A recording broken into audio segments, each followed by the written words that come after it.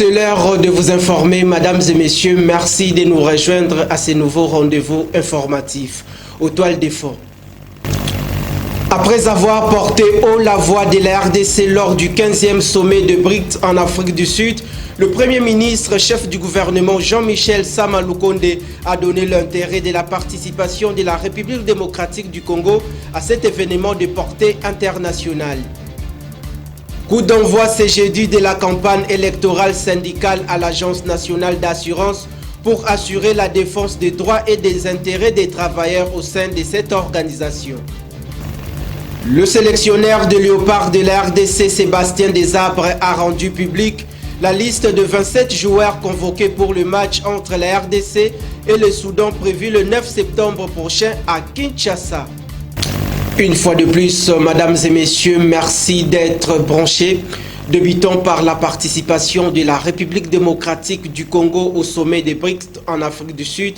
Le Premier ministre congolais, chef du gouvernement Jean-Michel Sama Lukonde, a représenté le chef de l'État Félix Antoine Tshisekedi Tshilombo lors de cet événement de portée internationale qui a réuni différents pays du monde. Après ses assises, le chef de l'exécutif national de la RDC a donné le compte rendu de ses travaux. Regardez. Son Excellence, Monsieur le Président de la République, M. Félix Antoine Tshisekedi Tshilombo, a bien voulu nous mandater pour le représenter ici au sommet du BRICS, après une invitation formelle qui a été adressée à la République démocratique du Congo. Et donc, comme pays invité, nous avons voulu venir représenter par moi-même, sous mandat du Président de la République, mais aussi avec les ministres sectoriels avec lesquels nous faisons le suivi sur ces questions économiques, notamment le ministère des Affaires étrangères, mais aussi le ministère des Finances ainsi que le ministère de l'Industrie. Alors à cette occasion, nous avons pensé que ce serait faire œuvre utile de faire un stop au niveau de notre ambassade ici en République sud-africaine. Cette représentation avec non seulement Monsieur l'ambassadeur qui nous a accueillis, mais aussi toute l'équipe. C'était l'occasion un peu de passer en revue, d'abord du point de vue bilatéral, ce que nous avons comme entente avec l'Afrique du Sud et peut-être des points qui devraient être soulevés au niveau du gouvernement, poursuivis, mais aussi avoir l'occasion, pendant que nous sommes ici en terre de la République démocratique du Congo, d'avoir une audience qui nous avait été demandée par la République d'Haïti. Et par la suite, pour nous, c'est toujours bien, dans le travail que nous faisons à côté du ministère des Affaires étrangères, de nous assurer en tout cas du suivi de nos représentations. Et ici, pour le dire, une innovation, étant donné qu'il y a eu quand même aussi de nouvelles acquisitions en termes de bâtisses. Donc c'était un bon moment d'échange pour nous et nous espérons que ce ne sera pas la dernière fois. Processus électoral en République démocratique du Congo, parlons-en. La Commission électorale nationale indépendante, CENI en sigle, accorde 5 jours supplémentaires à tous les candidats pour le dépôt des candidatures à la députation provinciale et des conseillers communaux, ainsi que les élections municipales seront organisées le 20 décembre prochain dans les communes situées dans le chef-lieu. Le commentaire est signé Espoir Kinamvouidi. Prolonger à 5 jours les dépôts des candidatures à la députation provinciale et au conseil municipal, c'est une décision de la plénière de la Commission électorale nationale indépendante rendue publique le mardi 22 août dernier à Kinshasa. Cette prolongation est due après les constats faits dans certains bureaux de réception et de traitement des candidatures qui n'ont enregistré aucun dossier de candidature, mais également la persistance des défis logistiques auxquels font face les parties prenantes pour constituer un dossier complet. Soucieux de prendre en compte les préoccupations des parties prenantes afin d'assurer l'inclusivité du processus électoral et de garantir l'équité des traitements, la CENI ajoute quelques jours pour cet exercice. Du 23 au 27 août est la période choisie pour la députation provinciale et à l'élection des conseillers communaux est fixé du 28 août au 1er septembre de l'année en cours. Dans une lettre du vice-premier ministre, ministre de l'Intérieur, Sécurité et Affaires coutumières, adressée à la CENI sur les reports des élections communales dans certaines entités territoriales en conflit, ce qui revient à l'Assemblée plénière de la Commission électorale nationale indépendante de décider sur la tenue des élections des conseillers communaux en date du 20 décembre de l'année en cours dans les communes situées dans les chefs-lieux des provinces. Ainsi, le chronogramme opérationnel relatif au dépôt et traitement des candidatures est connu. Avec ajout d'une période, les parties prenantes sont donc invitées à s'y conformer pour éviter les retards. Des réactions fusent de partout autour de la composition du cabinet du ministre des Sports et Loisirs François-Claude Kabulo Mwana Kabulo. L'acteur politique Herman Tumba piétine catégoriquement les fausses accusations portées à l'égard de l'actuel patron des sports congolais par les personnes de mauvaise foi. Il est au micro de votre rédaction. Que ce sont des gens animés d'une mauvaise volonté, les gens qui ont échoué hier à la direction du ministère des Sports et Loisirs, les gens qui ont détourné de l'argent commis pour la réhabilitation du stade des Martyrs, les gens qui ont à l'air actif convoqué des musiciens pour bouffer de l'argent de la République, c'est disons soutenir le foot ou le sport congolais. Et je connais celui qui manigance tout cela. Il n'est pas du trempe de M. François-Claude Kabulo. Il s'agit de M. Condé qui est en train de manigancer toutes ces histoires-là. Nous les connaissons très bien. Dans un pays sérieux, M. Condé devrait être arrêté. Et le sport aujourd'hui, si c'est sur les rails, c'est tout simplement parce que M. François-Claude Kabulo est là. Avec son expérience, son expertise, il est en train de remettre le sport congolais sur les rails. Et c'est un homme à féliciter. Aujourd'hui, tous les Congolais sont fiers de lui. À quoi bon chercher à nuire à sa réputation? Les cabinets François-Claude Kabulo, je vous promets de revenir prochainement avec la composition de ces cabinets-là. Vous n'allez pas trouver tout ce qui est en train d'être dit dans les réseaux sociaux, d'être dit dans les médias. Non, nous les connaissons très bien. Et de l'autre côté, Jean-Paul Sambo, cadre du PPRD et membre au sein du Front commun pour les Congos, affirme que leur famille politique n'est concernée sur la décision ou l'adresse du chef de l'État Félix Antoine Tshisekedi Tshilombo sur l'état des sièges dans la partie orientale de la République démocratique du Congo. Suivez. Jusqu'à preuve du contraire, nous n'avons pas de déclaration à faire par rapport à cela. Pourquoi? Parce que au départ, lorsque le chef de l'État a pris l'initiative de convoquer ou soit de décréter cet état de siège-là, il n'avait pas fait appel à d'autres institutions de la République, ni il n'avait même pas consulté le peuple congolais. Mais si aujourd'hui il veut s'adresser à la population pour ce problème, je crois qu'il est de son droit de faire ça, étant que président de la République, mais une chose est que le peuple congolais et surtout la société civile de l'Ituri et du Nord Kivu n'en ont plus besoin. Ils n'ont plus besoin de cet état de siège-là, parce que l'état de siège n'a rien amené et a amené que de problèmes, parce qu'aujourd'hui l'état de siège a fait pratiquement plus d'une année et demie, je crois qu'ils vont aller même à 2 ans, et qu'aujourd'hui il n'y a pas de résultat escompté.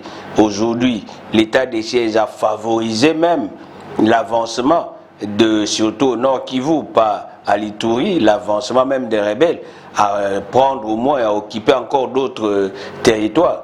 Malgré qu'au niveau de l'Ituri, avec le général Johnny Kachama, ils ont fait quand même des avancées significatives, je crois. Et pour le moment, le peuple congolais, ou soit les Ituriens, ou soit les gens du Nord Kivu, nos frères du Nord Kivu, n'ont plus besoin de cet état de siège. Poursuivons par les questions qui touchent la justice congolaise. Les sanctions contre le gouvernement provincial de Kinshasa, c'est la demande exprimée par le premier président de la Cour des comptes au président de l'Assemblée provinciale de Kinshasa, Godin Poi. Cela s'inscrit dans une correspondance du lundi 21 août dernier dans la capitale, motif dépôt tardif du projet d'édit portant reddition des comptes à la date prévue par la loi. Regardez. Dans une correspondance adressée au président de l'Assemblée provinciale de Kinshasa le lundi dernier, le premier président de la Cour des comptes recommande à l'Assemblée provinciale de sanctionner le gouvernement de la ville-province de Kinshasa. Dans ces mêmes documents, la Cour des comptes fait savoir que par défaut de dépôt du projet d'édit portant réduction des comptes étant constitutif de faute de gestion au regard de l'article 214 de la loi relative aux finances publiques, il revient à l'Assemblée provinciale de la ville-province de Kinshasa l'application de l'article 32 de la loi organique numéro 18/024 du 13 novembre 2018 portant composition, organisation et fonctionnement de la Cour des comptes de faire les sanctions prévues et par la Constitution à l'égard du gouvernement provincial de la ville-province de Kinshasa ou de ses membres responsables du retard ainsi constaté dans le dépôt du dit projet portant réduction des comptes à la date prévue par la loi. Quittons la justice pour prendre cette information en bref. L'organe organisateur de l'Agence nationale d'assurance a donné le coup d'envoi de la campagne électorale syndicale prévue par la loi de la République démocratique du Congo pour une administration publique efficace pour l'intérêt des travailleurs. Nous y reviendrons très prochainement avec force et détails. Revenons sur la gestion des incendies dans la ville-province de Kinshasa. Retenez qu'une proposition de loi organique et structuration de la profession des sapeurs-pompiers en République démocratique du Congo, initiée par l'élu national Ados Ndombasi au temple de la démocratie en vue de mettre en place des mécanismes pouvant permettre à la population quinoise de vivre en toute quiétude et dans les meilleures conditions sociales. Regardez. La problématique de l'organisation de la profession de sapeurs-pompiers dans la ville de Kinshasa et dans toute la République démocratique du Congo. Une proposition de loi sur ce secteur a été déposée à l'Assemblée nationale. En effet, le député national Ados Ndombasi a présenté le mardi 22 août dernier à la plénière une proposition de loi portant organisation et structuration de la profession de combattants du feu, autrement dit les sapeurs-pompiers. Selon l'information parvenue à la presse, l'initiateur veut interpeller les autorités compétentes sur ce phénomène d'incendie et ceci s'inscrit dans le but de faire face de façon urgente concernant ces problèmes récurrents des incendies dans la ville de Kinshasa et partout ailleurs dans la République démocratique du Congo. Ados Ndombasi a expliqué qu'il est inacceptable que dans une ville si grande comme la ville de Kinshasa, on ne trouve que le corps des sapeurs-pompiers dans la commune de la Gombe uniquement. Cependant, si l'on pouvait bien le remarquer, il y a plusieurs cas d'incendie qui se déclarent partout à Kinshasa et dans toute la RDC. Par contre, il n'y a malheureusement pas beaucoup de sapeurs-pompiers et le secteur n'est pas bien organisé.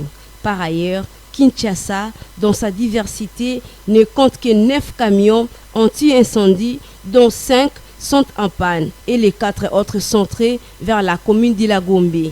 En conclusion, le député national élu de la FUNA a suggéré à la création d'une école professionnelle pour des sapeurs-pompiers, de telle manière que le gouvernement puisse installer leurs entités dans toute l'étendue de la République.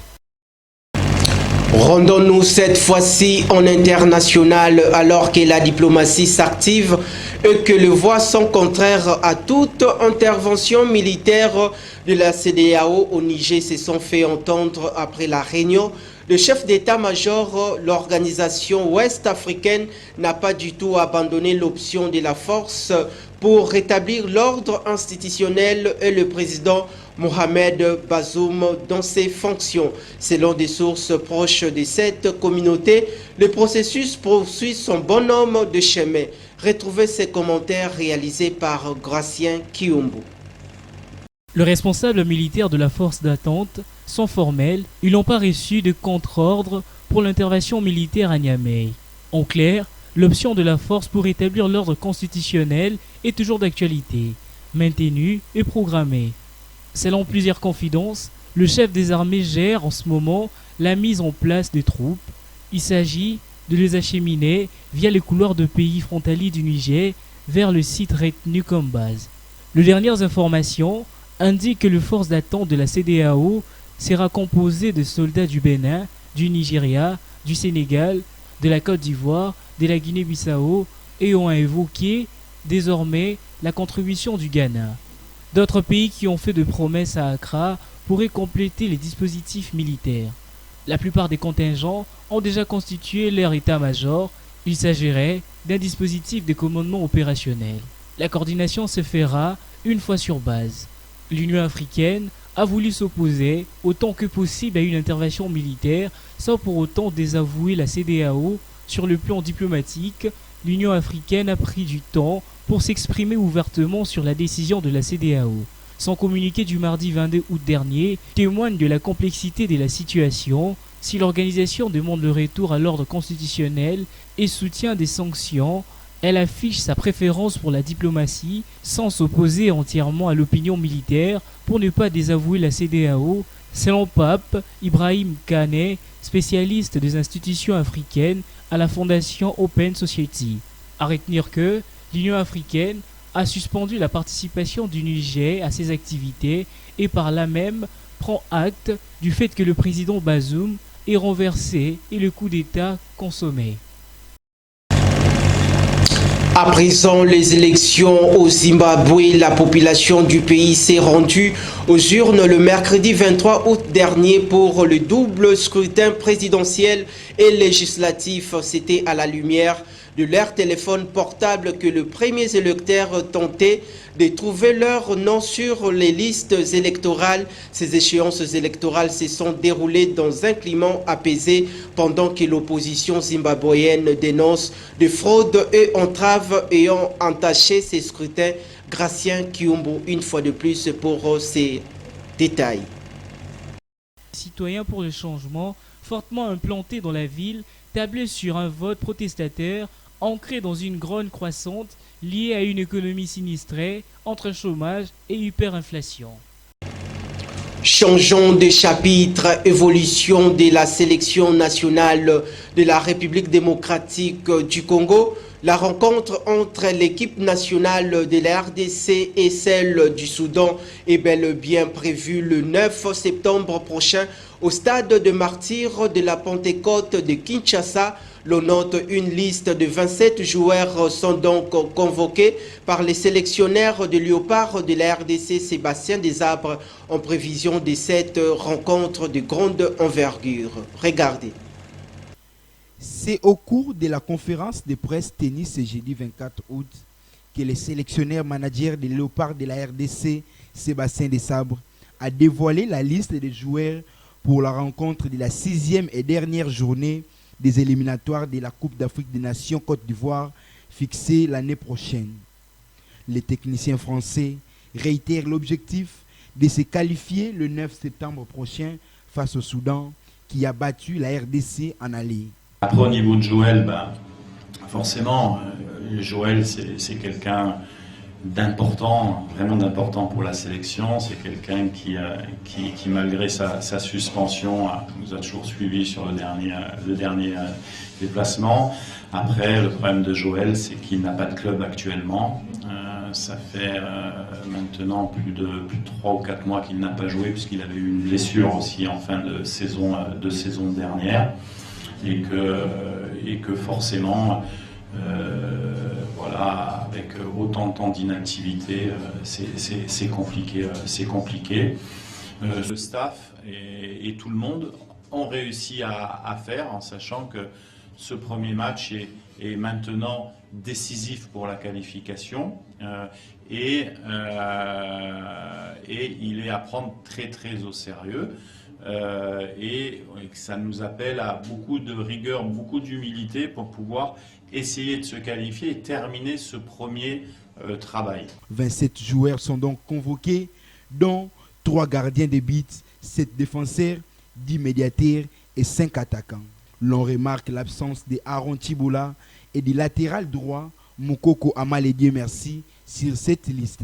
L'ancien Didarin Clémoté Mapembe n'a pas trouvé jusque-là un club depuis la résilience de son contrat avec son ancien club de Difa El Jadid du Maroc. Et Tiboula, son absence est due au cumul des 2 cartons jaunes. Nous avons Gédéon Kaloulou de Lorient, France. Jordan Ikoko, Paphos. Nous avons Vital Nsimba, Bordeaux, France. Arthur Masuaku, Besiktas, Turquie. Rocky Bouchiri, Hibernians, Écosse. Chancel Mbamba, Olympique de Marseille, France. Dylan Batoubinsika, Saint-Étienne, France. Le 9 septembre prochain, au stade des Martyrs de la Pentecôte, les Léopards de la RDC n'ont besoin qu'une victoire ou d'un nil pour valider leur ticket à la prochaine Coupe d'Afrique des Nations. Et dans un autre registre, sachez que le résultat reste positif sur la prestation de jeunes lutteurs congolais au 9e G de la francophonie. Le 4e vice-président de la FECOLITA chargé de la technique, Pamphile du Congo, salue le travail abattu par le lutteur congolais. Suivez. La médaille de la francophonie, si vous imaginez, même Mokonzamboka, Félix Antoine Tshilombo, Papa Tshisekedi, il est très fier déjà par rapport à le résultat de ça. Bon, on a combien de fois fiers. Je suis très fier d'eux. Ils ont mouillé les maillots, ils ont donné le meilleur d'eux. Ils m'ont fait la confiance et on a pu faire ce qu'on pouvait faire. On a honoré les pays, donc je suis très fier d'eux. C'est la première fois qu'on organise une grande compétition, le collège francophonie. Au Congo, on a Salamate Zamba Liboso. Donc il fallait qu'il topait ça les meilleurs de Abisso, les meilleurs de nous. Donc on a choisi, on a la casquette en tant que 4e vice-président de la fédération. Alain, on a 4e vice-président de la fédération, je suis entraîneur, lutteur, compétiteur. Et c'est un fait que apporté moi en plus moi connaissance on a écolipé libanda na ba jeune frère nanga oyo tozana bango na kin moi depuis vous êtes des talentueux. Je sais que ceux qui tout ça les cohésion moi to boss ensemble pour ça va meilleur na bino et là ils ont prouvé les pays. Moi j'étais avec eux même si c'était dans les mauvaises conditions. Et en définitive, on parle de valeurs nutritives. Que savez-vous de la carotte? Plus de lumière de Rite Mboa.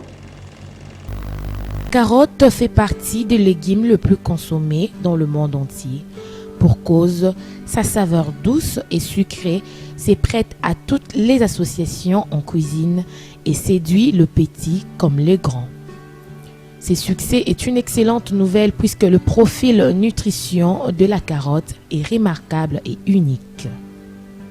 Elle regorge des vitamines et des minéraux essentiels pour la santé, parmi lesquels nous pouvons citer la vitamine A, vitamine B6, vitamine K, vitamine BD, vitamine C, vitamine E, le fer, le phosphore, le potassium. La couleur foncée de la carotte provient de ses très nombreux pigments.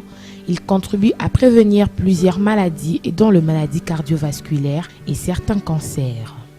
Son jus améliore la capacité antioxydant et les taux de vitamine E dans le sang, en plus de diminuer les cholestérols et les triglycérides du foie et dans le sang. Pour rappel, retenons que la carotte est une excellente source de bêta-carotène, source de fibres douces, bonne teneur en vitamines du groupe B, favorise la santé des yeux et de la peau, fort pouvoir en antioxydants. C'est ici que s'achève cette grande édition d'informations sur nos antennes. Bien avant de nous quitter, voici le rappel des titres. Après avoir porté haut la voix de la RDC lors du 15e sommet de BRICS en Afrique du Sud, le Premier ministre, chef du gouvernement Jean-Michel Sama Lukonde a donné l'intérêt de la participation de la République démocratique du Congo à cet événement de portée internationale. Coup d'envoi ce jeudi de la campagne électorale syndicale à l'Agence nationale d'assurance pour assurer la défense des droits et des intérêts des travailleurs au sein de cette organisation.